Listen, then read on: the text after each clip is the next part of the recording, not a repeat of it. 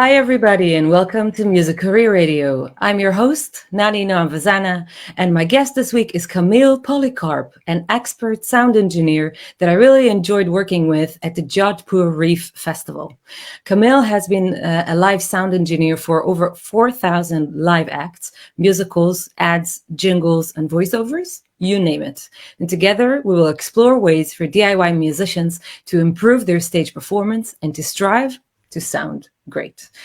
As you know, all work on this podcast is done voluntarily, and we also collect donations to facilitate scholarships for independent musicians. So if you want to support us, and you should, because we do a lot of work for help up-and-coming artists, so please visit ydiymusic.com/donate and support us and many musicians that deserve a better education.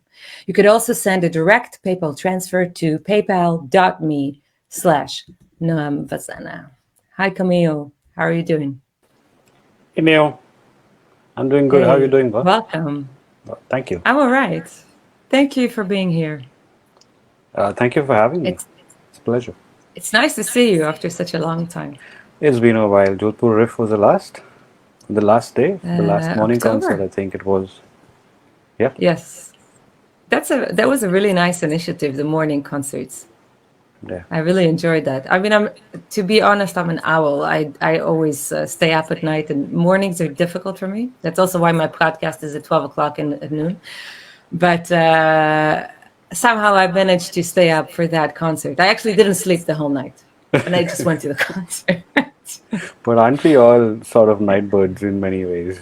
Because most of our events Yeah, generally happen late evenings. So yeah, yeah. it was fun. But you were quite impressive with your energy levels, I think, throughout the festival, because you were working the whole time. Yeah, that was a different version of most of the riffs we had. So it was a good challenge for the whole crew. The back end, front end, including you folks as artists, was a huge challenge for us Yeah, to get it together. But it was fun. yeah, It was great fun. yeah. I think you did a great job. Thank you. Thank you. I I was actually surprised that you were so cool and collected during that, the craziness of the festival. Because I don't know if people know, for artists, of course, also for the technical crew, because a lot of people, especially now with the talks about Corona, right? So everybody's saying Yeah. that artists lost their work, but Yeah. actually the entire industry stopped working. So it's not Correct. only musicians, it's Yeah. also the technicians, the sound engineers, the light engineers, the stage hands. Everybody has no work at the moment. And Exactly. so artists, when they come to festivals, and they struggle with staying focused, I think, because the days are long and you do a sound check Yeah. early in the morning, and then there is a line check in the evening, and you got to stay alert during the whole day, and then you're performing at night. I even done gigs at festivals that I started playing at 2 a.m. Whoa. So the days are insane. You do a sound check at 8 o'clock in the morning, and then you're playing at 2 a.m. at night. So It's it's challenging. But it's imagine you guys are sitting behind the desk, and you were there earlier than we were because you had to set it up. Thank you for being so cooperative with all of us. I mean, we had a whole different challenge to deal with as a Yeah. team. So the cooperation you guys shared also was a big deal. And if it wasn't for you guys, it wouldn't be as easy as it looked and became for us. It's a Well, cooperation. if It it goes weren't both for you. ways. Yeah. No, not me. It's it's Yeah. it's a team that's there, the whole No, crew I that mean work the together. crew. Yeah, and so Yeah. if the sort of arrangement that was come across with everybody, not just you that perform, all the artists, local and international, Mm. was a joy just to see how each one adapted and was more than welcoming to, even pitching in so many times to help us with, hey man, can I do this for you, etc., etc., etc., and so on and so forth. It was fun. Yeah. Yeah, it was a good collaboration, I think. I Yeah. don't see a lot of conversations like that actually. When I'm playing in other venues, like it seems that musicians and sound engineers has an unspoken rivalry. You know what I mean? Uh, Like I'm entering I, a oh, venue, and like immediately I start hearing these remarks. Oh my God, here is the diva. Here is the musician coming. well, you're an And artist, I'm you not are like a that at all. diva. No, you are an artist, you're a diva, and it's my job as a technical person to see that you're comfortable first. If you ain't comfortable, you're not going to have a good time, and that means I'm going to have a tough time. The audience is not going to see your real story that you want to put across. And the idea is, you as the artist and everybody else that comes on our stage, you need to have a good time. So it includes We some, all have to have a good time. yes. So it starts with simply getting a glass of water. I know you love chai, so getting the chai. Man, I should have gotten some chai when I was in India. That's my one regret. Maybe on your next trip that you do come by, you can take some back home. Be good. I'll take boxes. Yeah. My sister-in-law does that every time she comes down to India. She takes a whole box Yeah? full, yeah, a whole, I think half a suitcase full of chai and goes back. Fantastic. So it's fun, yeah. I should do that next time. No, but I mean, like, these relationships with sound engineers and musicians can be intricate.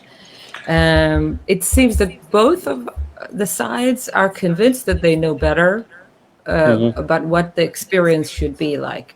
And part of what I do is I'm educating young musicians how to launch an international career. So Yeah. a part of the discussion is how you create meaningful and sustainable relationships within the industry. So I Yeah. was wondering if you have any advice for musicians that don't have a lot of experience working with sound engineers that are professionals. I don't mean people who are in bars, yeah? Like if you come to a serious festival, a serious venue, and you work with a sound engineer, how can you make your relationship with the sound engineer better? And how can you facilitate a better attitude that will eventually help improve the live set on both sides? It's a very good question. It's also a very cornering question to put across, but I see it in a different light, Yeah. You exam for yourself. Let's take you yourself. You're an artist, so you have a particular picture painted for a song. Now, that if that means you going backstage and coming with a microphone in, there's a reason for you to have that cordless mic. But it starts with a tech rider. If your tech rider doesn't state you need both the combinations, a wired microphone and wireless microphone, I'm going to assume the simpler part for me as a technical crew, because I'm running a festival, I've got many changeovers to do. So the fact that I have so many things to take care of, I have a lot of things running at my back end. If the information has been factored in, saying that ABC is imperative without which the show can't happen, then that's taken care of. We look into it. How to make it easier in a concert scenario, stage plots matter. I mean, that's another thing that takes away time between changing from one act to the other without losing the audience. So, Yeah, as much because as you maybe would it's good want the to bar, mention that most of the changes are like only 20 minutes long. So in some usually the cases we crew have doesn't less have time a as lot well. of time. Yeah. Yes, yeah, and in some cases we have less time, and in that duration of 5 to 20 minutes, if you're lucky, either which ways, the crew is doing a changeover. You still need to maintain an audience that's going to come back for the next act or your part two that's going to be happening. In Yeah. situations like that, engaging the audience is very important. Never underestimate the audience, if you ask me, because I've seen situations where folks have underestimated the audience, and then being hooted back is your fault. But when you Oh, yeah, engage I the agree. audience and they hoot back at you, that's a play you're doing with the audience. That's fun. And when you're having fun, which means Yeah. you're going to only have more fun with the music that you're going to do. Uh, Yeah. and You have had experiences of more than I have traveled the world. You traveling the world, you would have so many situations to share as to how time of day matters in each one's moods as well. Correct me if I'm wrong. When you could have had a Yeah. bad flight, you could Oh, have, yeah. You yeah. can get stuck. Yeah, so it's how does an artist find that easier to deal with a technician? It's a very tough answer, but the way I'd see it, if I was an artist, what I would do is first try and get a little friendly with the crew that's handling my backstage and the engineer Yes. that's actually going to run my show. If I have my own engineer, he still needs to be happy because he's got to deal with another set of crew that's running the show for him or her. So Sure. it is very imperative that the care goes both ways. As I said, it's important that I am able to translate what you have written as a song and as a story. Now that story could be simple, just plain music without any background visuals and any prop changes, etc., or musical Yeah. changes in the set. So that's the way I would see first step to start with, more than anything else. Yeah, I mean, I do that too. Like when I come into a venue, the first thing I would do is I would come over and introduce myself to the sound engineer and crew. And I would shake Yes. their hands and look at their eyes, say, hey, what's your name? And I'll write their names down. And Hmm. I will make sure that at the end of the performance, I will say thanks to everyone personally from stage. So not That's very only kind in of you person. because not many artists actually manage to remember that. I don't blame them. Most of them intend to, and they will come. They do come back to us, and then say, "Hey man, Hmm. sorry, I forgot to say thank you." So that does happen, and it feels nice. I mean, even the Yeah, person that's carrying your guitars out off stage, onto stage, and off stage, he also is playing a very crucial part in that whole ensemble of events that are happening. I think they are a part of the band. Thank you. It's Thank you not, so much. you can, in my eyes, because they make this experience what it is without the sound engineer. I mean, you would play, I mean, I can bring my own little PA and set it up. It won't sound as good. So like if you are helping me sound the way I need to sound, it's huge for me.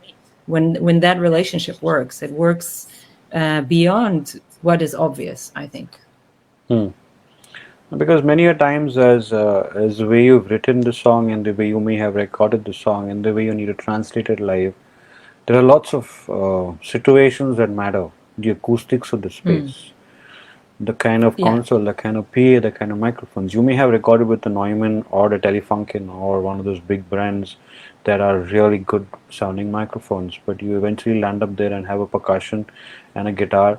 So in some cases you have a plug-in scenario. In some cases it's pure acoustic. Now in some cases you have a very basic microphone to work with.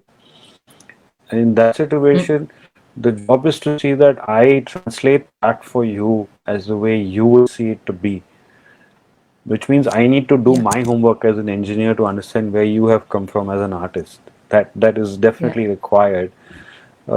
Even if I can't hear all the stuff you've done through time, at least through time a song in an album at minimum, so I get the transition of where you're coming from sonically.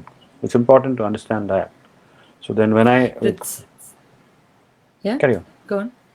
No, no, go on. So when I hear a particular sound, I know what to anticipate. Then there's a flip side where there's a brief given that this is the brief to follow. This is the style of music we are going to do. And I've had situations where there's a beautiful sounding Taylor guitar, and I was told, you know what, from about 600 hertz, just chop it all off. I'm like, are you serious? Mm. Like, yeah, it's not going to get heard because I'm just going to be playing the higher register throughout, and Yes. the other part is just going to sound like mud. As much as on an album it might sound great, but we cut it in the album as well. So till he started playing the song, and the version he was doing was the non-album version. He said, listen to this version, it's without the whole band, it's just two of us guitar players. Yeah. That's when I understood that guitar player 1 is doing percussion and melody, guitar player Mm. 2 is doing harmonies, melody and percussion. So there's a reason why he or she wants, because guitar one was full range, guitar two had a certain frequency cut over there. So that made sense when Yeah. I heard the song. It was just two of them instead of the six of them that was doing that particular set on the stage. So it made sense to have that particular sound that they wanted. Uh, when there's a brief for a reason. I would say for starting musicians, you have written the song so that the song has a story behind it. It has a vision behind it. Make notes because we're human beings and you're bound to forget. So that as time goes by, Yeah. you have a reference point to go back to, recreate a new draft if you have to present to as a note for. Okay, I want this treatment in this song. I want this treatment in that four songs, so on and so forth, etc. Yeah. Which you've done. I've seen many people do that, but sometimes we tend to forget that it's an important factor. It's an important factor, and I think you need to give the sound engineer a set list in advance Yeah, with, with the not only the list of songs, but also which instrument is playing what and what is the general atmosphere of each song. So I have usually two separate lists, one for the sound engineer and one for the light technician. And then I also your make a light little bit cues. of notes, like this is the style of the song. And if you could please do this and that. And if not, if there's something else that you think is better, I mean, sure, feel free to do that, but at least give you a reference, because imagine that on a festival, artists don't know this. I don't think they manage to grasp, because if you're working on a festival, you probably see about 18 to 35 bands per day. So you are producing and putting up a lot of different acts. There is no way that if you did a sound check at 8 o'clock in the morning, you will remember this at 2 a.m. No, So it needs to it's not be going a to happen. note in somewhere in my list of scheme of things that are happening for the day, and that changes by every hour. Yeah. Because Yeah. it's not just technical notes we got to keep cues of. There are production notes, there are lighting notes, there are entry exits, there is the presenter, there are certain special guests that need to be facilitated. Yeah. All those cues happen during the changeover as well. So while the Yeah. changeover is happening, there is something else still happening on stage. So the small nuances matter in a big way. Yeah.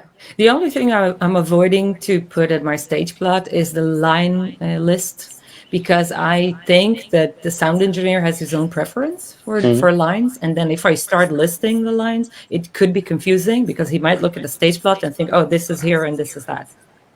I would suggest it as have it. It need not be sacrosanct unless your engineer is traveling with you. But if you are an artist that has a set number of instruments and lines, I'll tell you why. For example, you might have an acoustic guitar going into your processor. You have a vocal, which is again separate into a processor and going dry. Now, I received a rider saying you're carrying a processor and you're carrying a guitar which has got its pickup. So I'm assuming you have a DI, and I'm assuming that one of the two is going into the processor. So if you haven't mentioned saying that I need a Y connect for my vocal microphone and my Okay. acoustic guitar, I'm not going to know that. So when All right. at least Fair when enough. that is presented or you send it forward, you'll get a question saying, "Man, I've seen this 1, 2, 3 having Yeah. guitar, vocal one. Why? What is the reason?" So then then they're ready. They know what to do or what to anticipate. Yeah. And also, it makes big sense when you're doing big changeover, small changeover, line changeover. I can use banks of lines, but when a big massive changeover bands with multiple lines, it's important to know these small cues. We at the back end can also plan stuff where we can multitask Okay. and try and align, like, okay, guitars are only going these lines, the drums will go in these lines, percussion on these lines, so on and so forth. It just becomes easier to do changeovers, faster turnovers, basically. Okay. So it doesn't feel like the artist is dictating you which lines to use or something like that. No, it's never a dictation that you are. What you're doing is you're making people aware of the fact that, listen, this is what I would like to have as a preference. It's not sacrosanct, but yes, you're more than welcome to run it the way you Yeah. want. But these are the requirements that I am going to be using during the show. That's the message you put across. You might land up there and use just your acoustic guitar output and your vocal microphone straight off. So then the other three lines are not used. Then you say, man, Yeah. for this particular day, I've decided I'm just going to go pure acoustic, forget the effects. Or maybe your effects box crashed. That also can happen. Yeah, I had a musician contact me just a couple of months ago, a famous guy that came to play in Amsterdam. And I know him from back home. And he wrote me, listen, I just landed, but my equipment didn't land with me. Can I borrow your this and this and that?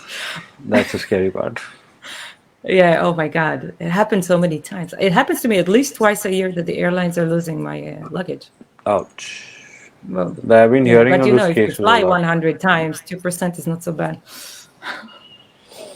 It's still 2% is still bad. I would say 0.02% is still okay. I agree. Because you're doing multiple cities. Today you're here, tomorrow Yeah. you're next in the same week probably you're doing 2 cities. And then you're probably doing 5 cities or 7 cities in a month. In such a Yeah. situation, but you may not get that in the next city you're traveling to. Mm. And Yeah. you may not get replacement or repairs or anybody to even look at it if you're unfortunate. Yeah. So in that situation, it need to be a little careful sometimes. Yeah, and if you have custom made stuff, then basically you're screwed. There Yeah. is no Then way that you will get them anywhere else. Happened to me once in Italy. I had to cancel 3 concerts because ouch. custom made equipment didn't show up. But yeah, well, that's another sad story. We can talk about that for 3 hours. There was another story. I'll keep it very short. The band was playing at the Frog, or Blue Frog, Yeah. and they were playing for 3 days. So a great band. Summit was the 15th or the 27th minute. He was doing a nice keyboard solo. So he had his keyboard, he had a sampler, like a double stack on top. Sampler's there. Yeah. We're all seeing him. Okay, he's gone into solo mode. He's playing. He's lifted the keyboard, gone up, taken it down, gone up, taken it down. Then he's moved, and he's fully into it, like a nice long solo. He does one jerk step where the stand gets pushed, and the whole rig falls off stage. Oh God. That was the end of the show. And you Unfortunately, had to quit? unfortunately, we had to end the show there because that was the sampler that ran the whole band. That was the main samples running the whole band. Besides the Wow. keyboards playing solo.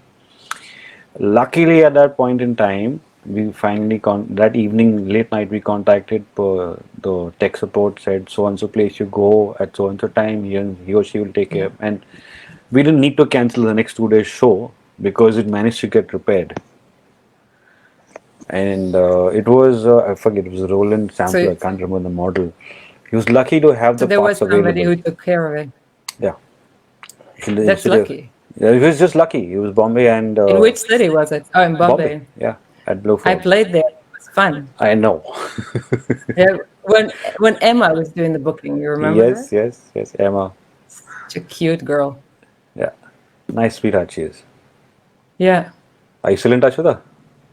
Yeah. I saw her a couple of times in Jazz Ahead in Germany. Yeah, she does travel a lot to festivals. Yes. Yeah. She's done, what was the other guy? Nitesh, I think, is her partner. I forget his name. Yeah, Yeah. I know. Animesh, I Yeah. think. Animesh? I think Oh, Animesh. sorry, I'm not sure. Animesh. So he was doing like cool stuff with promoting local artists. So it's a little bit Wow. like a DIY program in India, which I love. Yes, they do that. Yeah. They promote local artists. They also promote underprivileged kids Yeah, fantastic. with talent. So that's a great initiative they're doing. Yeah, it's amazing that a lot of people, especially now, with the corona and all the things that are going on, it seems that it evoked a lot of goodwill in people. So there are a lot of projects that are sprouting out now to Yes. try and give back something to society, Yeah. which is great. A lot of it coming around. Yeah.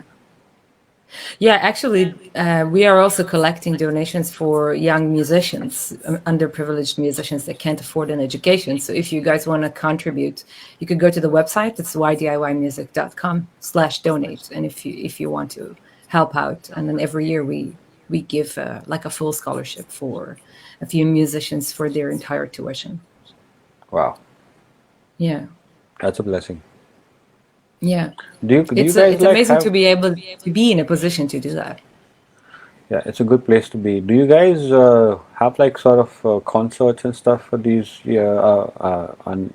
underprivileged kids that actually get opportunities like the one you're working on, like the one Emma is working on? Do you have like a platform where they Yeah. can actually showcase your talent? Yeah, first of all, in the website itself, there is a backhand community that Yes, I've seen everybody that. who is participating in the course and also in the podcast is invited to take part. So you get a free user, and then it's like a social network. So people can exchange information and consult with people from the music industry. So they get firsthand communication. And then once they finalize their course, there is a biennale, and it's called Brave New Sound. And we showcase every 2 years, we choose 5 bands from the ones that took the course, and we put up a showcase for them. Oh, beautiful. Yeah. That's nice. Yeah. That's Yeah, really so nice. then we try to stay positive at least. You know, these times are a bit crazy. These are challenging times, and these are times that nobody Yeah, ever anticipated to happen. Um, yeah, I just keep saying we're gonna come out of this shining stronger, each and every one of us. yeah, And it's the sad part is it's not one industry. It's the whole economy globally that's just shut down. yeah. Uh, Nobody dreamt that this would be a scenario they'd have to face or even look at. But yeah, it's here. Yeah, it looks like a blockbuster movie more than a reality script. The virus takes In Manhattan, you know, like Yeah, that's another cause for concern for everybody. The biggest thing about this yeah, virus, more than like there was this rumor that says that it's going to be like a regular flu or seasonal or regularly. But I think the biggest thing that's everybody's scared about today is the fact that there is no cure. mm, And when since there is no cure, there uncertainty. is more. Yeah, we just hope it comes out soon. But because there is no cure, it's caused more fear of one another, which otherwise we as humans are social human beings by itself. So Yeah, it's like a default social distancing of sorts that's happened, which we hopefully will overcome soon. Let's see. I think everybody that has human connection within their work has been damaged by the pandemic. So it's not only the entertainment industry. No, it's everybody. It's everybody. Yeah, It's yeah, the automation. It's the agriculture. It's automobile. It's logistics. Everything has is suffering except for technology like what we're using right now to stay in touch with one another.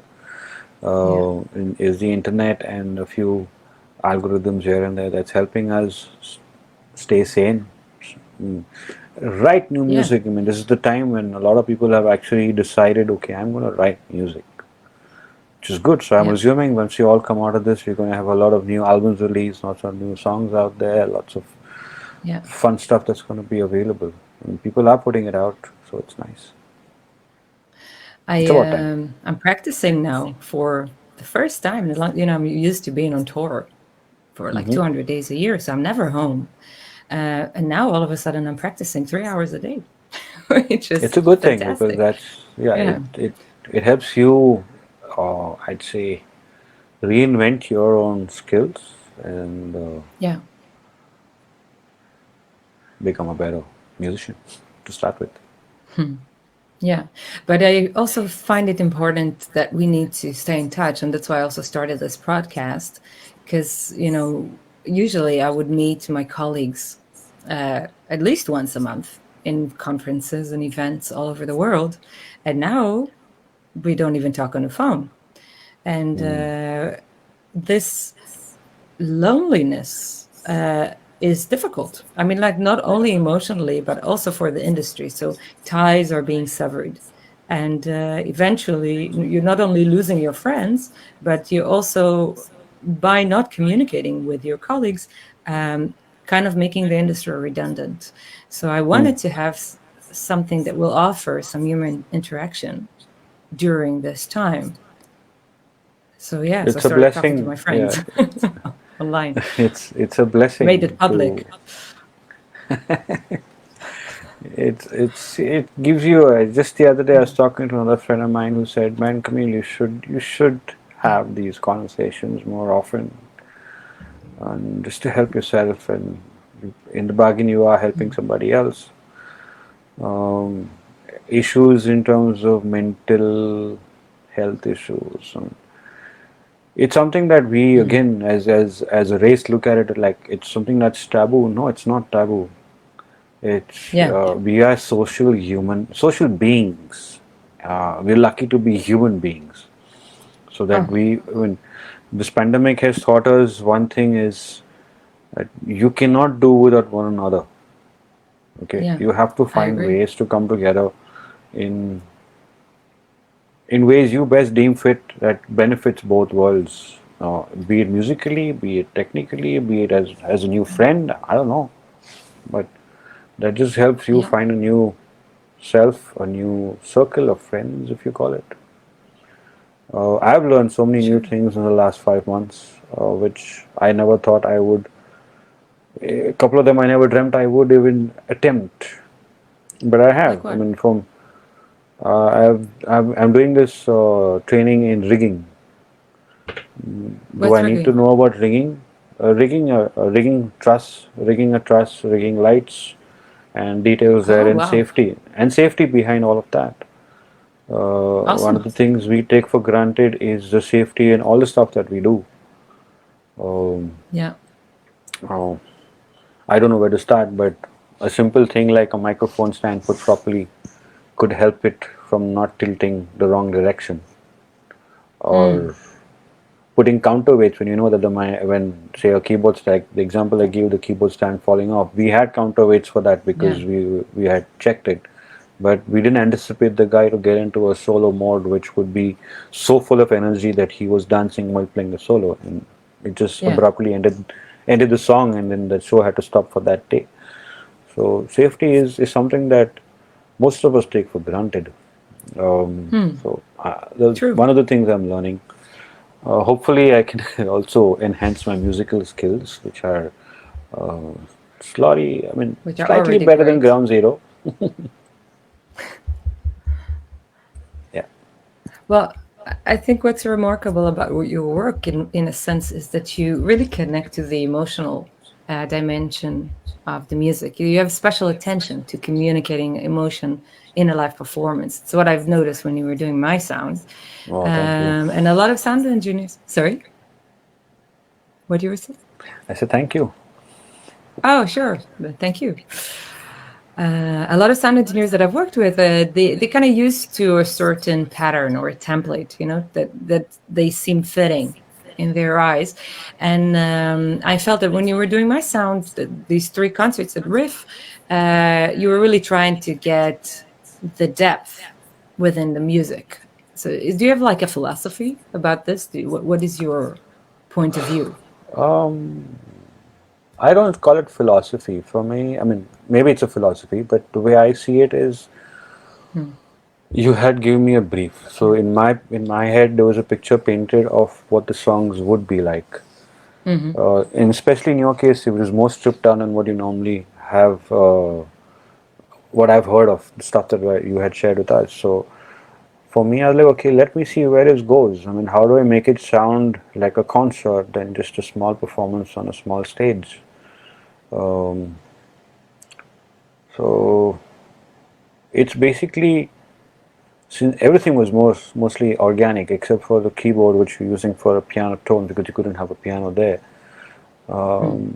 It was trying to make it as earthy as I could, as adding flair with Hmm. the space that I wanted to create behind the rendition of the solo that you did, vocal solo. I mean, I didn't know that was coming, so for me that was on the fly. Yeah. Um, I also didn't really know in the last show, you mean, right? Like yeah, they invited us like 10 minutes before the show already started, right? And then yeah. Anusha is to me and she said, come with us on stage. It's like, what? So yeah, that was those are things that Yeah. you know. The another thing challenging about that particular the riff is that in the rustle which happens as the finale, Yeah. neither does the engineer at the monitors know what's happening. Neither do I know that okay, Yeah. this is going to be the flow A B C D Z back to F. No, we don't know what's going to Yeah. happen. There's a certain structure that starts and where it will spiral out to. We just have fun at on that particular time. Yeah. And the place that the garden that you performed in was the venue change that we had. So it was Yeah. how to make it more in tune with the ambience because it was sort of a jungle theme setting at the time that you had gone live. So and your staff music also was really nice. I loved the third song the best, one of the 8 songs you did. Thanks. That was my favorite of all. Huh. Yeah, so that's, I mean, I wouldn't call it philosophy, but it's just a general approach that I have with every artist. Um, what's the idea Hmm. behind the song? What are you trying to portray? Yeah. And also, what sonic nature are you looking at? Do you want it? Do you want an organic sound thoroughly processed? Do you want it organic? And where do you see it? And those are the three key factors that matter Yeah. in translating what needs to come out as a story. At the end of the day, it's a vision that needs to come across, and if the vision can't be put across, then the story is lost. And I don't want to lose a story. It's needed. It's really That's just important. my take. Yeah. I was interviewing John Philip Chanel in one of the earlier podcasts, and he did some arrangements for Tori Amos. You know the album Under the Pink? Oh, I love Tori Amos' songs. Yeah, me too. I'm a big fan. So Yeah. the thing is that he was telling me this story, which is, in my eyes, it's amazing. So the record label hired this string arranger to do Tori's arrangements, and she came into the listening room, and the entire string section was there. You know, like it's like 40 people, and they're playing the arrangements live. She never heard them before, and it sounds Wow. like Janacek. It sounds like something completely out of the blue, not related to what she was doing. So, well, they were pretty, they were beautiful arrangements, but they were not in the style of what she was trying to produce. And then she had to ask the arranger, so which song is that? Which song am I listening to? Which of Wow. my That songs am I drastically listening to? different. Wow. It's insane. And they did the entire recording, and at the end of the day, she went to the label and she said, well, listen, I'm not using this. This is not going to happen. And she asked her keyboardist at the time. John Philip was a keyboardist at a band. She said, well, can you do the arrangements? Can you do something with this? The money ran out. We don't have any more budgets to rearrange or re-record. Could we make a deal? And they made a deal. And then ever since, he wrote all her strings arrangements until now. He also did the entire concert series with the Metropole Orchestra. Oh. And the gap between what the music is like and what it turned out to be was so huge. She asked the guy, so how come you listened to my songs and wrote them in this way? So you know what he said? I never listened to the songs. I had my son transcribe the melody and the chords for me on a music sheet, and I wrote it just out of the blue because I didn't want to get influenced by the music. Yeah. I wanted I it to be original, sometimes so that's how I I did it. sometimes do that approach as well. I mean, like in cases that I've never heard of an artist, and that sometimes happens way too often, I will listen to it just to understand the flavor and the sonic nature or the sonic signature that he or she might come from. And I will not listen to the songs. I did this. There was a band called Animation, with Bob Geldof's Animation, that I had worked with at the Frog way back then, and I was told to listen to the songs because you're coming with the DJ and probably the drummer is going to change and stuff like that. So it was still work in progress in terms of who the lineup was. Come to the day of when the concert was, they stole in for the setup. They did what they did. They didn't do any sound check at the beginning. It was a 2.5 hour schedule for sound check after setup being ready. They just walked in, went into their respective instruments, and started jamming. It was almost 1 hour 45 minutes into them jamming, and Bob said, "Hey man, let's do his last two tunes and we'll call it a day." And that's when I butted in gently and like, "Gentlemen, we've not done a sound check of sorts, so you guys want to do a sound check?" He like, yeah. Hey, you know what? We'll just play this one song. So they just each one dial in the basic stuff of what he or she, each one wanted of each other. Two of them didn't want anything, like we're too close to one another. I can hear everything, so don't want it. Yeah. And in those two songs, which is what they were rehearsing for, they were done with their sound check. And the theatrics that they presented at the show blew people's mind on that day. It blew my mind as an engineer. I'm like, oh, this is not how the soundtrack was. So people assume that the soundtrack is going to be exactly the way it is. It's not necessarily. Soundtrack Yeah. is for me to see that my sound is right, what I need to hear is in place, and everything works. Yeah. That's what basically soundchecks are for. Uh, if you need some rehearsal time during soundchecks, that's scheduled in. That's the reason why you have a set amount of time. Hmm. Um, that's the basic my experience of how it would be, and what you said is another whole world of how things can translate from point A to point B and still be magical. That was my point of Capturing the magic when I magic. next 3 days. Wow, because DJ Logic was the DJ that played, Mm. and he did a 10-minute spin with the audiences. Sorry, no, 5 minute. He did a 10-minute spin at soundcheck Mm. after we finished these two songs. Trust Mhm. me, they were about almost all the staff was in at that point in time, and everybody just stood like they just stood with their trays and everything. Like, what did he just do? He had just before coming up for soundcheck, they had gone in to buy records, and he had bought a few. I don't know how many records. I think about 7 or 10 records, Indian Bollywood records. He was just Mhm. picking up one after the other, sampling it and mixed it and made it sound like a song. So Mm. nobody expected that. They're like, what is he doing? I said he's being a DJ. Enjoy. Yeah. People kind of raise their brows for things that are unexpected, but I think once Yeah, they stay in for a while, they start enjoying it true, true. because we are kind of That is. programmed to not like things that we don't know.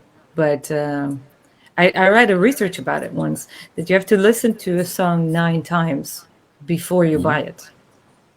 So you have to internalize the song before you actually like it to the level that you would go to the shop and buy or download it on a streaming service or something. Wow. Okay. So that's how many times you Share need that to with push me. the I'd like song to through the read it. radio. Sorry. I said, share that with me. I'd like to read it. Okay, I will have to look it up. It Okay. was a few years ago, but Oh, okay. if I No find it, I stress. will definitely send you a link. Thank you. So that's why a lot of record labels invest money in radio placements. So Yes. they buy slots to play to air the song, so Mm. it will be audible for every average person that listens to the radio maybe twice a week. Mm. They will hear it 9 times. It's a lot.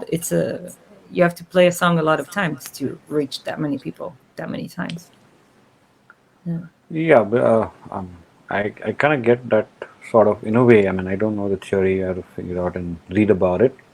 But I kind of get it Hmm. because my drive to work and back didn't matter. Through the years, there's always been radio play in the background. Yeah. Uh, I mean, there are times I would switch channels, there are times I would not. Till I moved to playing my iPod and then switching between iPod and radio. And it's an uncanny way how you actually realize that a particular song is come 5 times in through the day. Because if I'm on a particular day and I'm actually listening to radio through the day, I've noticed Mm. that song come in 5 times. I'm like, I don't like this song, but they played it 5 times. Why don't I like it? Let me listen to it. So I'm listening to the 6th time. Probably the 7th time I've probably gone search for it on YouTube or some back in the Yeah. days when CDs were available. Hey man, can you give me that CD? Let me just hear it, rip it off from the Yeah. CD, or then if you like it, or just hear it and maybe buy it. So maybe it's true. I mean, I don't know the theory behind it. I'll have to study this, but Mm. there are very few songs that actually get to you in the very first play, but that does not mean, as you said, that does not mean that you're going to buy it. I probably played a Yeah. hundred times over. But yeah, it's an interesting theory. 9 times, you say? Yeah. Nice. Yeah, that's what Mm. they said in the research. Okay, I Do you should look listen this to a up. lot of music? Yeah, I do. I Yeah. don't have a specific genre that I stick to. I keep shuttling as per my mood swings that might be, or I just keep changing as and when I feel like changing a song, Yeah. moving genres and stuff. So, including Yeah. languages, I'm not too particular about sticking to a language because, Nice. and especially in today's world where music is a little more accessible than it was in the physical world of actually getting to a store and buying a CD if it's available locally. So Yeah. yes, streaming is a great help. YouTube has been great in having to hear music more accessible, more than Mm. anything else. And then yeah, Yes, your question being? Yeah. No, I was just wondering if it inspires you because when I was 21, I made a conscious decision that I'm not going to listen to a lot of music anymore because I felt that I was copying the artists that I was listening to. So it kind of ruined my flow in composition. So ever since, it's been 16 Hmm. years, I haven't listened to a lot of music. I only listen to something when I want to check it out. And then I would usually listen once to the whole album and then I would Hmm. leave it. And in the past, I used to play albums over and over again. And I think Hmm. it fixated me in a way to write in a similar way. I remember one time in particular, I was writing a song and I was really happy about how it turned out because it was catchy. And then I made a mistake. I played a wrong chord. And then all Oh. of a sudden, I realized, oh God, I am playing It's a Wild World by Cat Stevens. It's not my song, you know? Like, I mean, the melody was different, but the harmonic structure was Ah. that one chord was missing to complete the entire structure of the other song that I've heard many times. I was like, okay, that was the point. I'm not going to listen to a lot of music anymore because it affects me. Ouch. But do you have the same experience? Probably not because you listen to a lot of music. No, there are many times I actually feel like, hey, that song is copied from there. No, is it copied? No, but that, then, like 1, 2, 7, 27, 405. Yeah. Why do they sound similar? It basically boils down to, I'm not musically studied, I wish I was, and I'm working on it. But it boils down to seven notes that are across all styles of music, of do, re, mi, fa, Yeah. sol, la, ti. I mean, and you say Yeah. it in different languages, it still means the same thing. I mean, then you have Yeah. augmented notes of it, and so on and so forth, and it never ends. That's where the musicality of comes in, and that's where, I mean, where you probably decided that, you know what, I'm not going to influence myself with the music I'm going to write. I'm going to write it myself. And as you said, I mean, I do actually look out for stuff when it intrigues me. Uh, Frankly, coming to this instance, I'll be honest about it. When Mute Math was supposed to play at the Frog, I never knew what Mute Math was.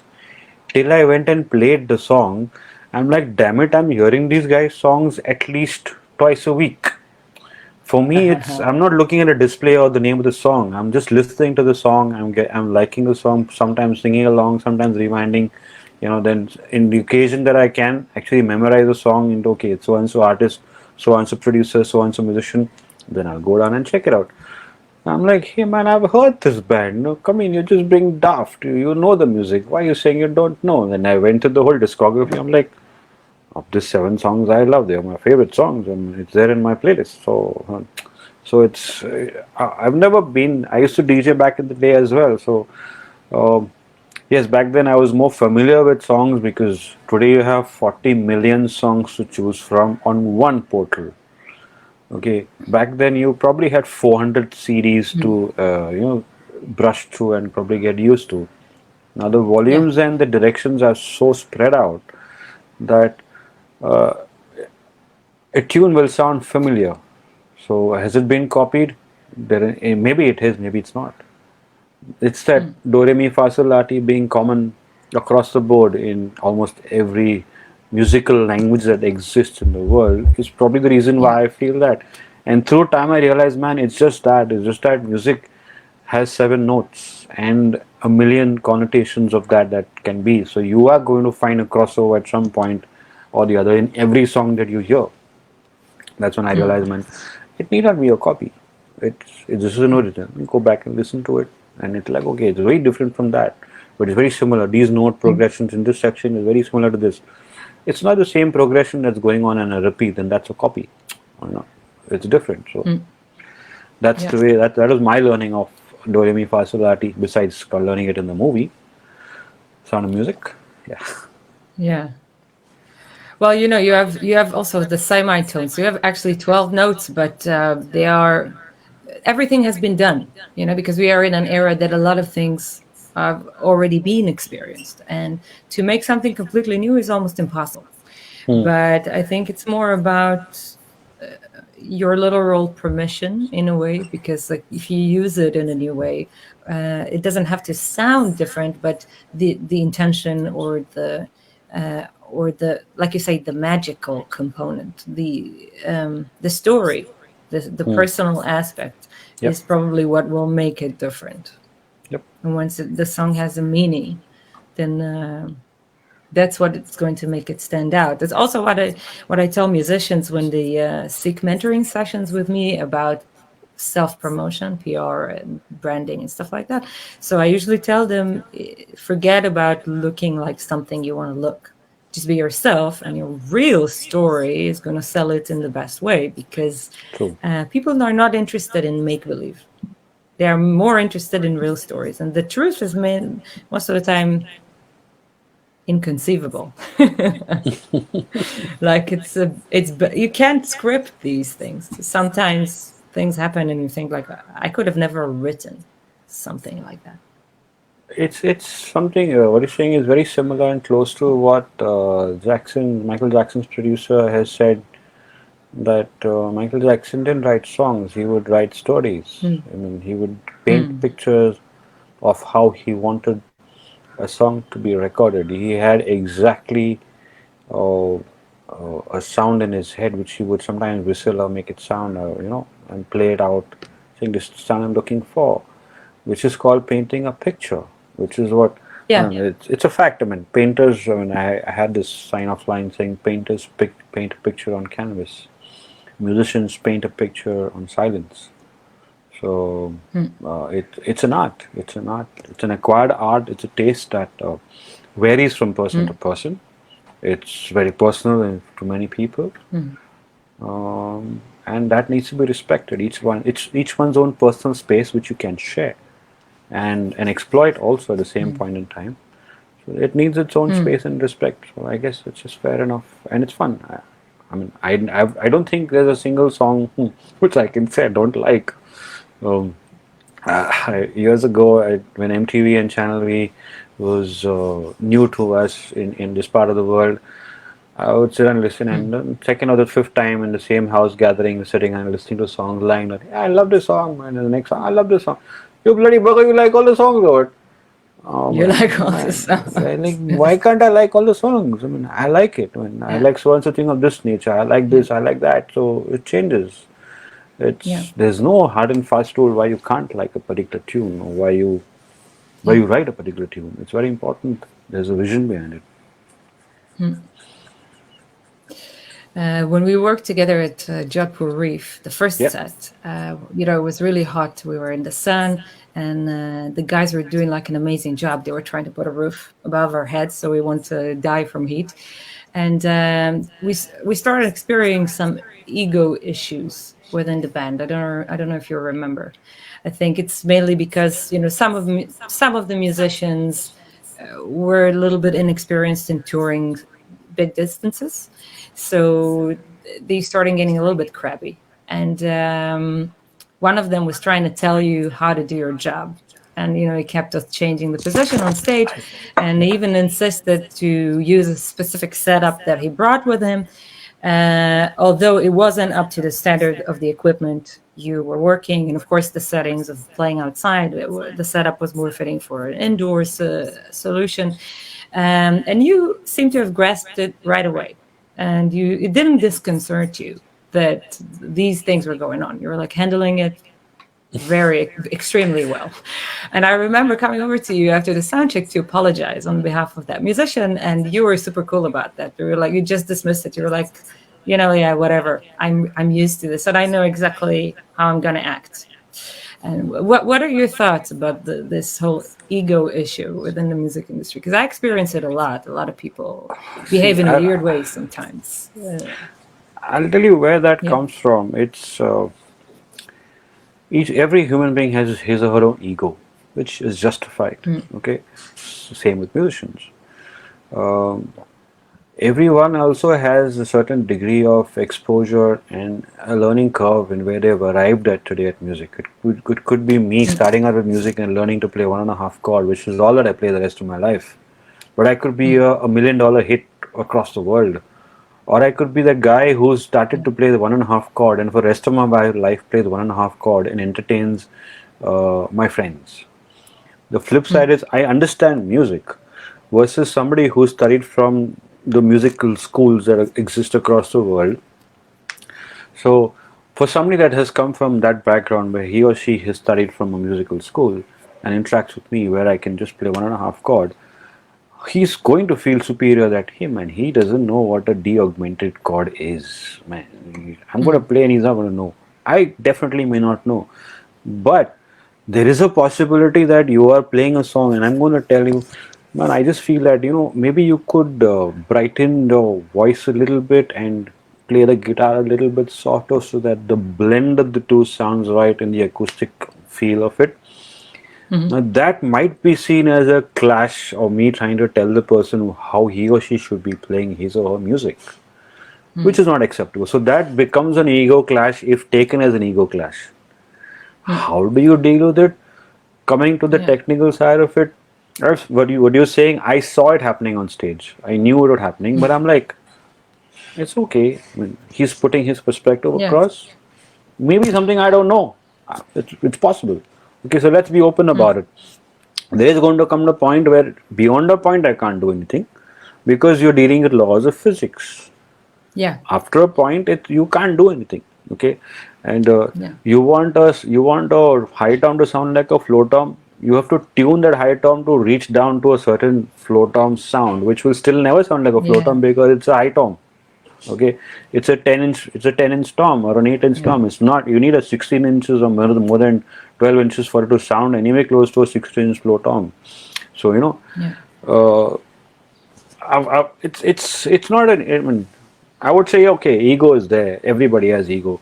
It's about how you see beyond it and understand that it's the music that needs to be. It is very easy for me to say it's not going to happen. Okay, this is how it's going to be.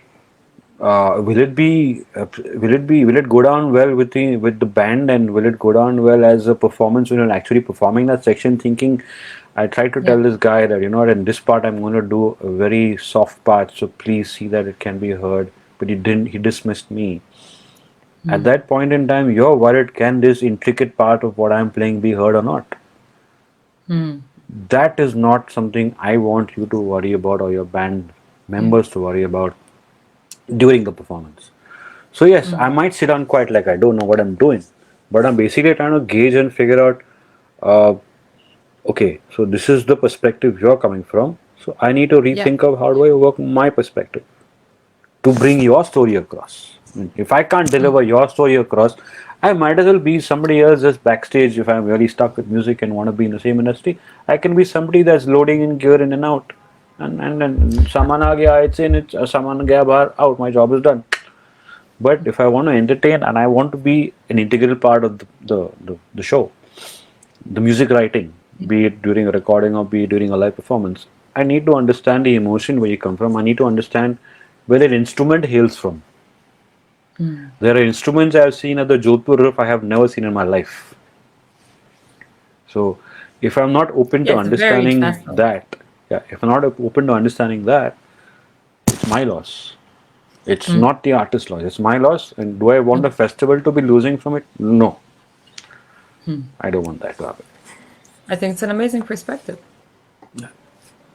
But anyway, you were saying that we were conveying our story, but I think it's our joint story. We do it together.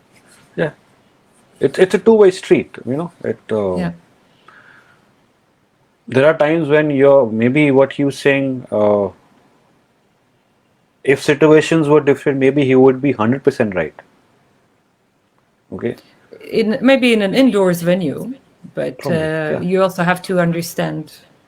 You have to have enough experience to understand that when you are remarking about something, it's about something important and correct. You have to make sure Yeah. you check your facts. You have to be open to suggestions. You have to be open to Yeah. perspectives. You have to be open to classic stories of he told me so and she told me so. It need not apply here.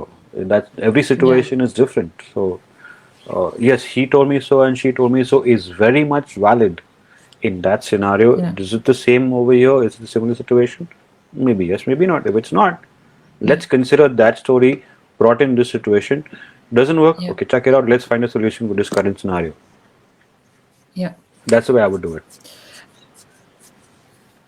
So before we go to the Q&A section, I only have one Mhm. last question, and it's a little bit nerdy because, now with the Corona thing, every Mhm. musician is becoming their own sound engineer because we have Mhm. to communicate our music from home. So I set up True. my own home studio. Luckily, already 2 years ago, I started collecting my equipment, so I already had everything prepared. But most musicians are struggling with understanding what they need, what kind of tools and equipment they need, and or software what they need to use if they want to broadcast concerts from home. Do you have any advice, even like a very small checklist or something like that, for a musician who is starting with their own first home studio? I've been working on. I do have home studio solutions which I do share and put it out there for people that need. Yeah. The simplest way to put it across would be is what are you trying to present across to your audience? Mm-hmm. Which is very important. As in how many instruments you're going to be showcasing. Are you just doing track Mm-hmm. and doing a -1, which is Yeah. perfect, on using a microphone that is from the phone direct and maybe playing it off a Bluetooth speaker? If you are very particular about your sound, you need to understand and be very clear about, okay, I'm going to use samples, I'm going to use tracks, I'm going to use guitar, and I'm going to use my voice. That's four elements. Yeah. Also have to remember that you are putting it out there where the receiving end is probably not got great internet connection. So Yeah. optimizing your end of the world being put out there so that I can listen to it on my phone or whichever medium I'm using at that point in time. Mm-hmm. And you know, it's easy to get lost in translation. How do you optimize a situation where you're not losing translation? In today's it's a coronavirus scenario. Unfortunately, in certain parts you can get new stuff, in certain parts you can't. You still can't because it's not Mm-hmm. available. You just can't get it. How do you Yeah. optimize stuff that is there in your own house? Look at some of the old stuff that you may or may not have. Think out of the box. Don't get so bogged down on it has to be this way. Yes, you want to put this sonic nature out, this sonic signature out. How much of a homework have Yeah. you done or I done, and how much capable is my existing um, scenarios, equipment that I own at the current point in time, and Mm-hmm. if I need to invest or borrow or hire, is it available in this point in time and can I get it? Get it there. Do a trial before you actually go live. Rather, you go live and you realize this is not working or that's not working and I don't want it to be like that. That's not the ideal way to do it. Do a trial. Set it Mm. up like the way you like it to be. Do a trial, see if it works, see if it actually sounds like the way you want it to sound. Then I guess that is half your homework done. What gear to use? The sky is a limit because you all kinds of budget solutions exist today. Mm. It's not like we don't have technology available.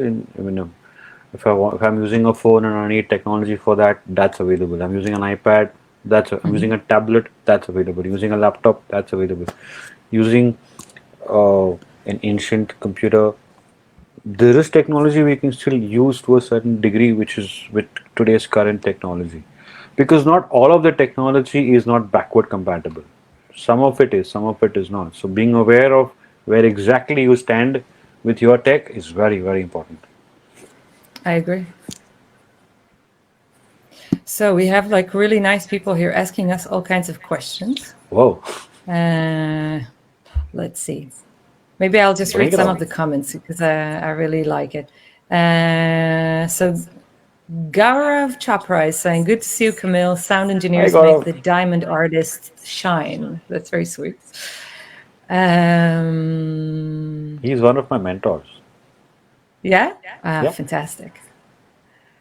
And Piyush Roy is saying, "Living legend live today. Salutes to you, Camille Sayer. Whoa, thank you. Thank you, Thank you, YDIY Piyush. Music, for organizing this event." So thank you for tuning in. We love it very much. I'm happy to have Camille on my podcast. Thanks for coming. Thank you for having me. And Milind Chitnavis is saying, "Nice to see Camille's interview." Hi, Milind. Let's hey. Zamir is asking how many people were there approximately. I imagine you mean Jodhpur RIFF. Was that 3,000 people? Maybe? Yeah, What do I you didn't think, keep Camille? count. Yeah, it must be that number. Yeah. I don't know. I didn't keep count. Yeah. Okay, so Sujan Shetty is asking which console would be better for live shows? Okay. There's no specific console for live shows that's not good or not bad. I'll be very honest. Yeah. What is the scale of the show is the question. Are Yeah. you And what is doing the a con? formation, maybe? Yes. What's your Mm. formation? As you said, how many guests were there? Are you looking Yeah. at like 100,000 people? Okay, that is just cool. Uh, your PA matters. So what console? Hmm. Uh, One is how many bands. Second is how big or Yeah. small the band is. That defines the input stage and output stage of the console. Are you also broadcasting live in that concert? Are you also recording? Yeah. What formats of recording? There's so many questions to ask in when you're doing a live concert as to what console. But what takes precedence in all of this would be in a festival. There's a curation decision that okay, this is what we are going to provide as a festival. There may be options, there may not be options of consoles depending on the scalability Hmm. of the show. Some festivals don't give you options of consoles, but an Mm. ideal console would be something that gives you good sonic nature of translation of your music as an artist, and at the same Hmm. time as an audience. If I'm an audience that has nothing to do with the music in terms of from a technical background, I'm just here to enjoy myself. I need to take home a good memory. Bad sound is something I don't want to take home. Okay, Yeah, I agree. so uh, your PA also matters into what you're using. There's a lot of Yeah. discussion and argument where which will never end as to which PA is the best and which is not the best. It's how you Mm. optimize it to the best of your requirements and abilities. Abilities not so much, but requirements is what defines Mm. how things in that venue is really going to sound. Mm. So, so John, to answer your question, I can't put a particular uh, configuration or a model number for it, but you know the brands. There's Harman, there's Allen and Heath, there's SSL, there's Digico, there's Avid. What did I Mm. miss out? There's so many. There's so many names Yeah, I so can't many. remember right now. So these are the brands that have each brand has at least 15 consoles to choose from a basic to extremely high end. What is your requirement at that point in time? Are you looking at using the console only for your recording? Are you looking at using the console Hmm. for your recording and taking it live? So many things. As much as your questions like define what do you use for live, it's very variable. I can't put Hmm. okay, this is sacrosanct. 25 years back, if you ask me that question, I would probably say, okay, there are only so many consoles you have. So you Yeah. pick what scale you want to use. You want a large format console, pick a large format console. Then the question is how many inputs are you going to work with at one point in time? That defines the largest scale of Hmm. console you're going to use. Today, a console looking slightly bigger than your iPad can handle about 64 inputs, if not more, and scale it higher Hmm. also. So inputs are no longer a cause for concern. It's about what the optimized requirement really is. That's what I would Mm. say. It's good advice. Let's see. Zamir Vahanvati is saying, Camille, please can you talk about setting up of bands at different stages in a scenario like Riff? To simplify it, it's actually a very long question to answer. But the Yeah. simplest way to put it across would be is in a festival scenario, total number of bands and total number of stages defines the scale of the festival. The duration of the concert. Is it starting at 8 in the morning and running till 8 in the night or 2 in the morning? Yeah. Matters. That defines how much sound check each band gets or doesn't get. Um, Yeah. is it a plug and play festival, which means there is no sound check for anybody? Only line check. Matters. Yeah, just a simple line check. You get Oh, a I 10-minute hate line that. check after. Don't we all hate it? I hate it too, Oh, but God. in some cases you got to do. Uh, Yeah, true.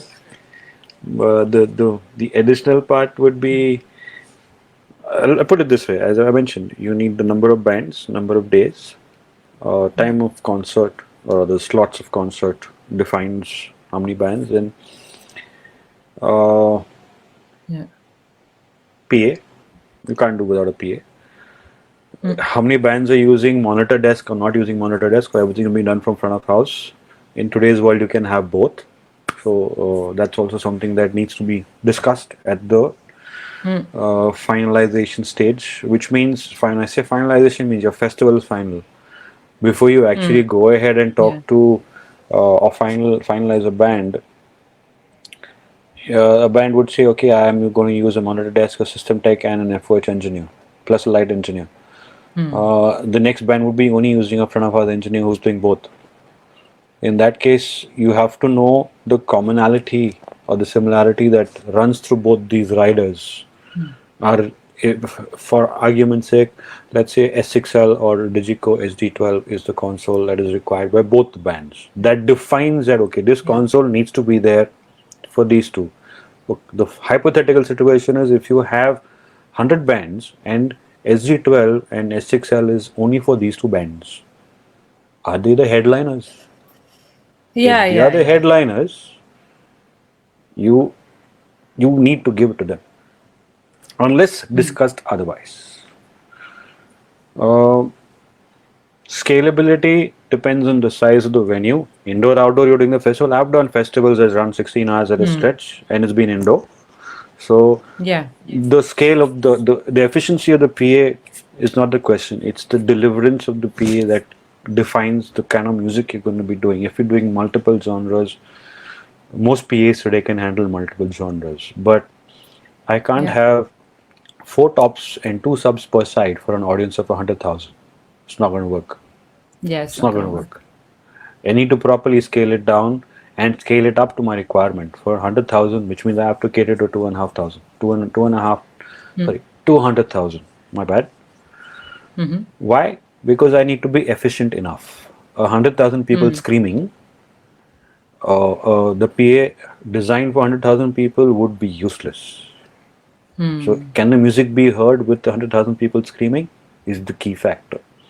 Mm. So you need Yes, and actually people to are going to tweak say it. budget matters. Yes, budget does matter, but does the efficiency and quality matter? If yes, Yeah. budget will automatically find its way to you. That's the way I Mm. see it. Mm. That's Yeah. it. I don't know Important. what else to say for that question. Yeah. So Sujan Shetty is asking, for live shows, how would you work on sound for artists performing Indian classical, Western classical, rock, different genres? Do you have a preset in your mind, and how should it sound? I just had this discussion about presets being the mother of all, Yeah. should I say, disasters, if not starting points. It works both ways.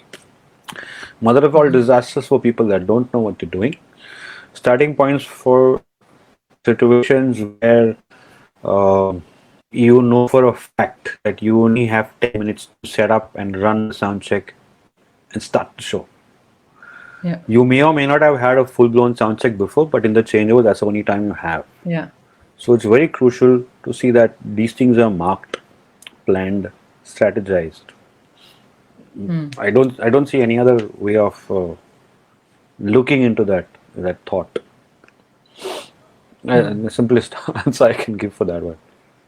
Yeah, I can understand. It's everything. All these questions are, they're really complex because it's all about hypothetical scenarios. And also, we don't know, like just naming a style doesn't mean that we know the formation. And naming the formation doesn't mean that we know the venue or the amount of audience, the capacity. So there's so many variables that you need to attend to as a sound engineer. I think kind of your job is solving problems on the go. Yeah, you know what I mean. I Yeah. think you're more like a patcher than anything else. If I see a sound engineer walking around with millions of gaffer tapes and all kinds of weird things, I know this is a good guy. He knows his job. Uh, well, Yeah, well, you see, the thing is, one of the key, like in yeah, certain parts of the world, I think it's in UK. If you don't have your go-to pouch, yeah, which is your plier, your gaffer tape, tester, and a couple of things. You're not allowed in Yeah. the venue. You're not allowed in the venue. So we don't have Yeah. those set parameters or defined parameters that this has to be. Yeah. But if you are an engineer that's proficient in what you do, which most people are at what they do, Yeah. you by default know that these are my go-to things which I have to have as an emergency. Yeah. It may Yeah. or may not be provided at that point in time when it's available, but a torch, simple thing like a torch, simple thing like a measuring tape, which is foldable and can fit in your pocket, simple thing like a Yeah. pen, simple thing like a small notepad. Today, a notepad is there on your phone, but assuming Yeah. your phone screen is broken, what do you do? You can't take that note on your Yeah. Or phone. that you run out of juice, you can't do anything Yeah, your about battery is dead. Possible. it. Yeah. Make a note, and then you can go and write it in your master sheet. Small cues will go a long way. There is another interesting question here.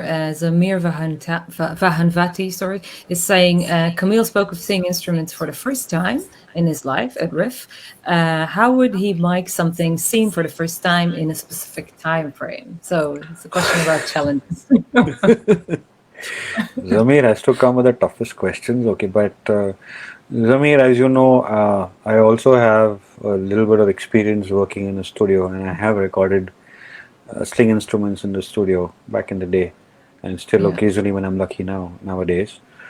So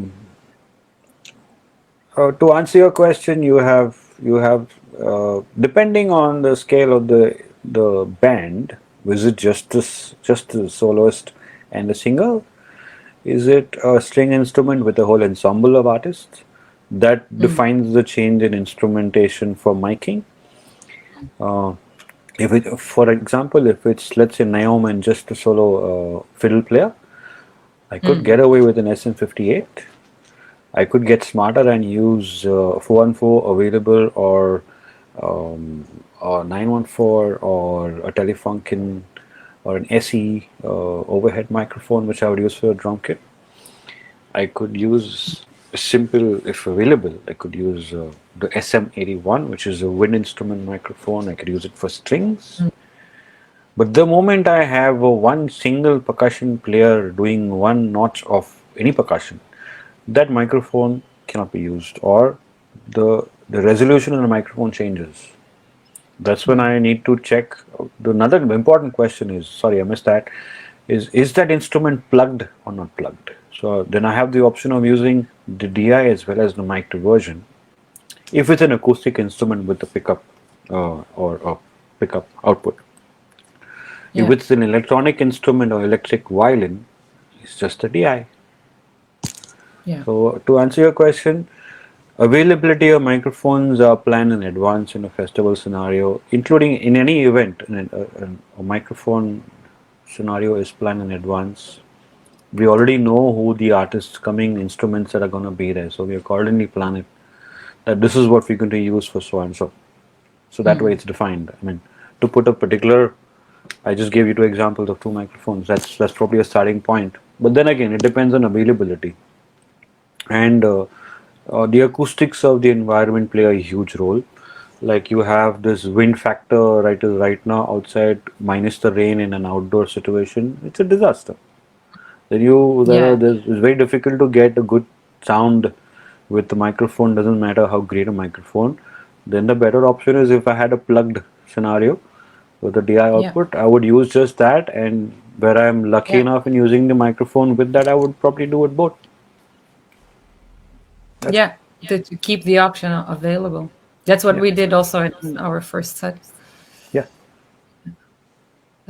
So Gaurav Chopra is saying, I agree, by the way, Camille is great, humble, quiet, sweet, gentle, intelligent, diligent Oh my learner. I God, like that. so many adjectives. Thank you. Yeah, I love it. Let's see if we have any more comments. Sunil Pimenta is saying, hi DIY team, you guys need to have an online training and set up a class for audio engineering. Ooh, I like that remark. I'm going to take First of you all, up on that, Sunil. We do have an online training. So there's an entire Yeah. course of 17 lessons. It's called Why DIY Music. And you can get it on the website, ydiymusic.com. And it's about launching your career as an independent musician with all aspects included. So whether it is booking, crowdfunding, applying for grants, PR, management, building your press kit with zero budget, you name it. Everything is in there, and it's extremely cheap as well because it's a charity. YDIY Music is a charity, so we make this available for people who can't afford to pay for an education, and you could also apply for a scholarship for the course. So you should just check out the website and see what your possibilities are. So that's ydiymusic.com. And Camille, if you want to teach a sound class, you're more than welcome on my platform. I'd love to. I'd love to. Yeah, that would be really cool.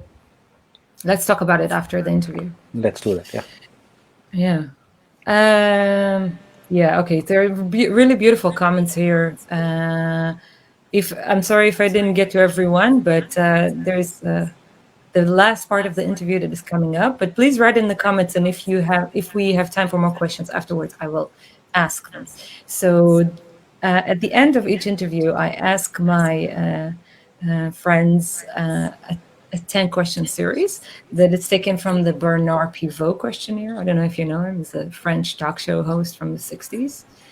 And it's more personal questions, but they are also a bit funny. So they're not intrusive. Fun. And please answer with the first thing that comes to mind. Yep. All right? Yep. What is your rapid fire round? Yeah, the lightning round. Yeah. What is your favorite word? Work. Word. Work. Work or walk? Walking or working? Walking. Walking. Yeah. Brisk walking. What? Yeah.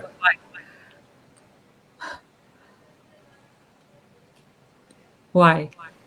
Why? You like Being a health freak that I am, doesn't seem like I am, but I am.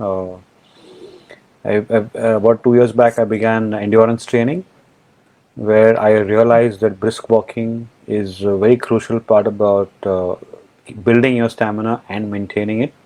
As it is as an engineer, I'm running around a lot during concerts and setup times, etc. So yeah, it helps build my energy and strength. Nice. I also started walking since the pandemic started.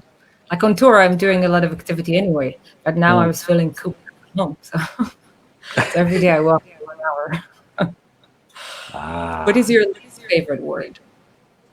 Least favorite? Yes. No, I didn't get that. Least favorite? What is your least favorite word? Word. I only want this. To Stubborn people. No. Well, yeah. I only want this. I mean, it's a connotation to so many different scenarios that you're basically narrowing down with zero options. There's only one this means what? What do you mean? Yeah. It's not available. What do I do? Yeah, I think impossible is probably my least favorite word. What do you mean? You didn't hear me yet. We can find a way, you know. Correct. Yeah. What turns you on creatively, spiritually, or emotionally? Music does. Certain parts about filmmaking turn me on because the process is a lot fun. Yeah. Also, technology and its various different avatars it has, amalgamating past, present, future. I'm so keen on understanding what the possibilities are of AI and getting more in depth into it. It's fun. I mean, it's challenging, yes. It's not impossible to know, but it's not difficult to learn. Yeah.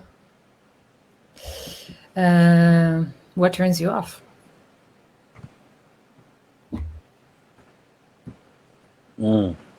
Not being sincere, uh, being idle, being daft, stupid, Yeah. being unnecessarily demanding when you know that you are in a scenario that's beyond your control. So, yeah, that's it. I like that answer. Yeah. What is your favorite curse word? Same difference? What do you mean same difference? Exactly. I love that reaction.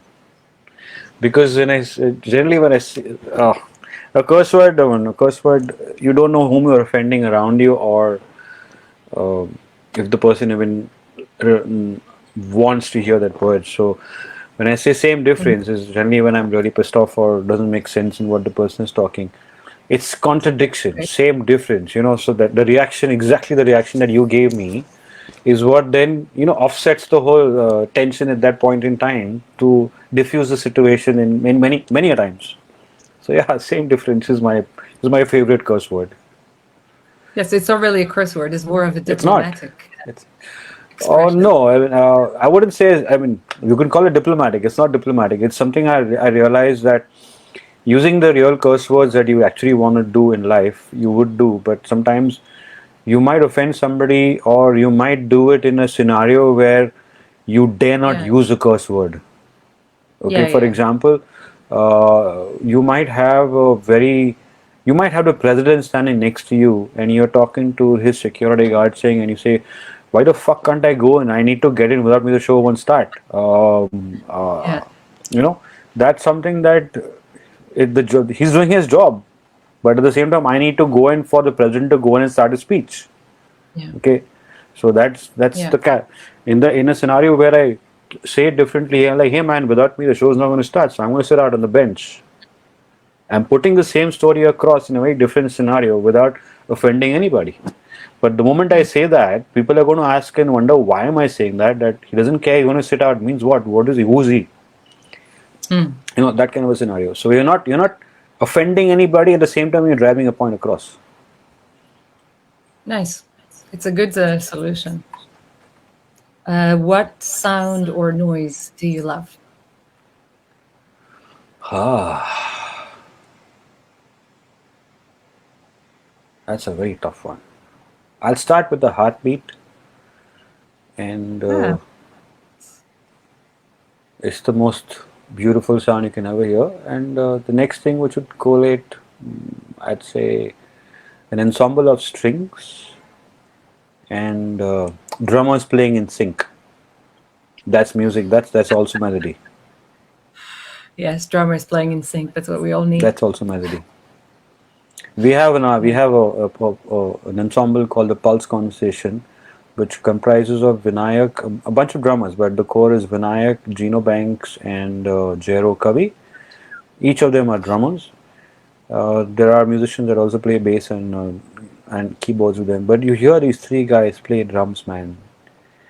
Nice. It literally is percussion inbuilt with melody, while the melody is also playing itself, and it's brilliant. Great work. I'm with Gino and with Louis as well. Yeah, yeah, you know what I'm talking about exactly. Yeah, and Yeah. Uncle Louis being on keys, and Sangeet Haldipur coming occasionally, Sheldon on bass, and so many And more. Sheldon Nova Yeah, on bass. yeah, yeah, yeah. It was fun. So you must I check did them a out. show. Pulse Conversation, one of my ever so since the first day I heard them, I look forward to them performing, and it's been a while that they performed as a trio. Nice. I would definitely will come back and we'll jam some tunes. It will be fun. Yep. What is your least favorite sound? Like, is there a sound that you hate or noise? A nagging bell that never Hmm. stopped. One of my Patience. what? Sorry, Just go on. I said a nagging bell, a constantly ringing bell that can be rung once or twice and hold on, have patience. I mean, that's Yeah. one. Other nagging sound would be An out of tune instrument? Yeah. Yeah. That's probably second. I can't think of anything else that I don't like to hear because no, yeah, that's it. One of my other guests was saying other people's babies. His own Oh, babies doesn't fit him, but babies, I yes. guess I guess when he or she has a baby, that perspective might change. Well, he has two children, so he's Oh, he saying has. my don't bother me, but other people's children do do bother him. Okay, so then Yeah, okay, very then that's a different perspective. yeah. I must meet this guy. Yeah, I'll introduce you guys. I think you'll have a good flow. Oh, So my last question is actually, I think, the most difficult one, and that's if heaven exists, what would you like to hear God say when you enter the gates?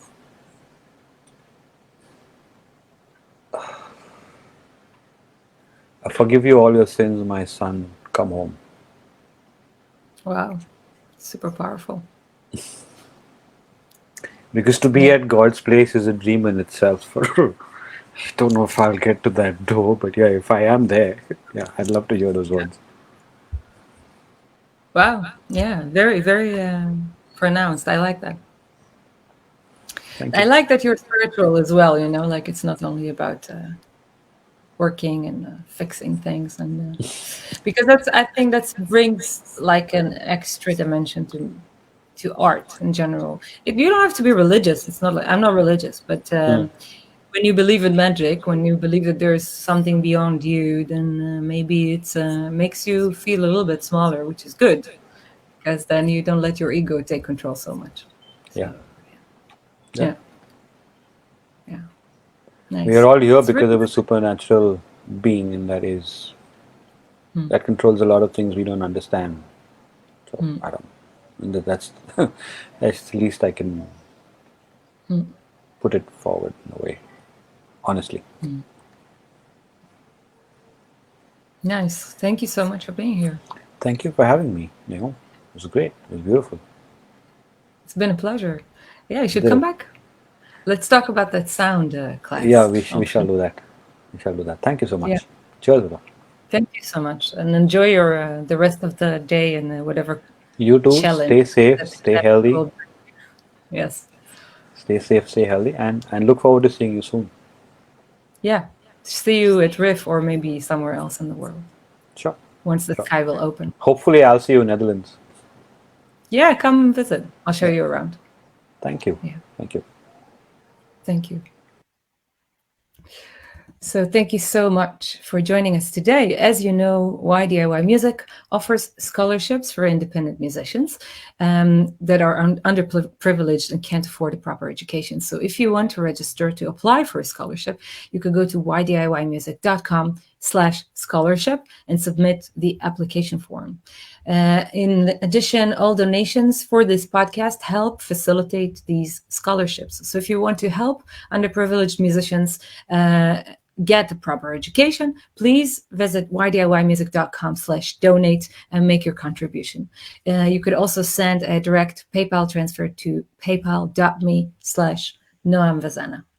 Join me next week on Thursday at 12 o'clock as I'll be interviewing Skylar Jett. He's a Grammy Award winner DIY artist from America.